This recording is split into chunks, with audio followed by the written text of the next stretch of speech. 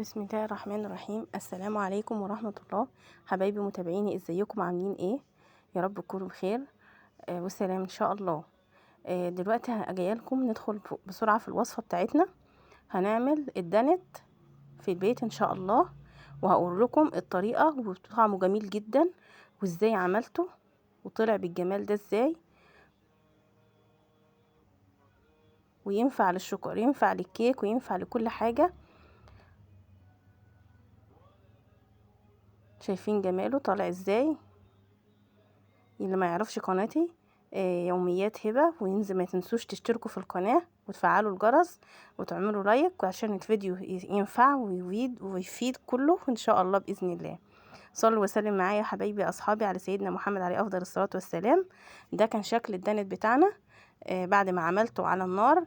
حطيته في بولة كبيرة كده، وهوريكم هنعمل ايه الخطوات مع بعض دلوقتي. يلا نبدأ.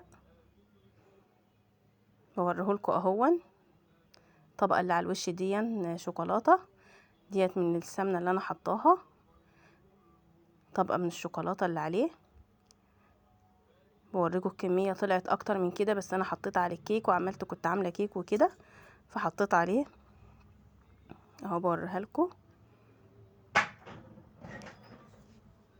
تمام اصحابي، يلا نشوف الطريقة دي. جبت حلة على النار، حطيت فيها 3 معالق نشا، معلقتين دقيق، 4 معالق كاكاو، وهعزز الطعم بشوكولاتة، ودي معلقة كاكاو خام. حطيت 4 معالق كاكاو فاتح، ودي معلقة كاكاو خام كبيرة. وهقلب بقى، هقلب المقادير ديت في بعضها على الناشف كده. وبعدين حطيت لبن، وحطيت معلقتين لبن بودر، وبعدين حطيت حليب دلوقتي لتر من الحليب، وهقلب ده كله على الناشف، وبعدين احطه على النار واقلب. طبعا مسرعه الفيديو، اللي عايز يبطئ الفيديو هو بيتفرج يبطئه عشان يشوف الطريقه كويس. هتني اقلب كده لغايه ما اشوف القوام بتاعه معايا تقيل خالص زي ما انا عايزه كده.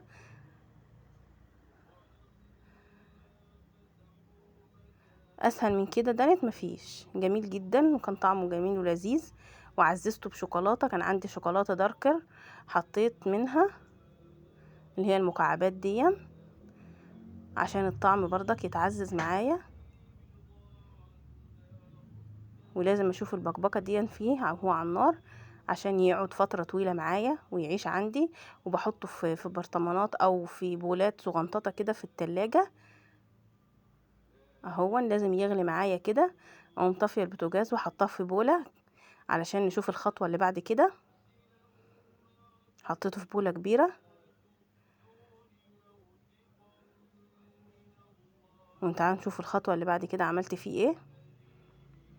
هجيب الهاند بلندر بتاعي او المضرب او المضرب اليدوي او المضرب الكهربائي، واقوم نازله فيه كده واخداه خبط ضربتين كده لغايه بحيث ان ادخل فيه الهواء ويبقى شكله كده كويس زي اللي بينباح كده ان شاء الله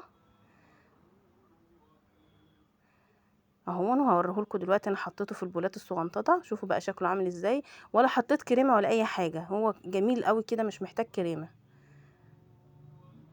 عشان بس ما نكلفش نفسنا اكتر من يعني كل حاجة غالية وكل حاجة دلوقتي في الأسعار فوق. فدلوقتي احنا بنعمل حاجة على قد وحاجة متوفرة في البيوت. يعني النشا متوفرة في البيت، الشوكولاتة الكاكاو لحد ممكن توفره في بيتك. هتعملي أي حاجة حلوة للولاد كده يعني. تمام. صلوا وسلم معايا أصحابي على سيدنا محمد.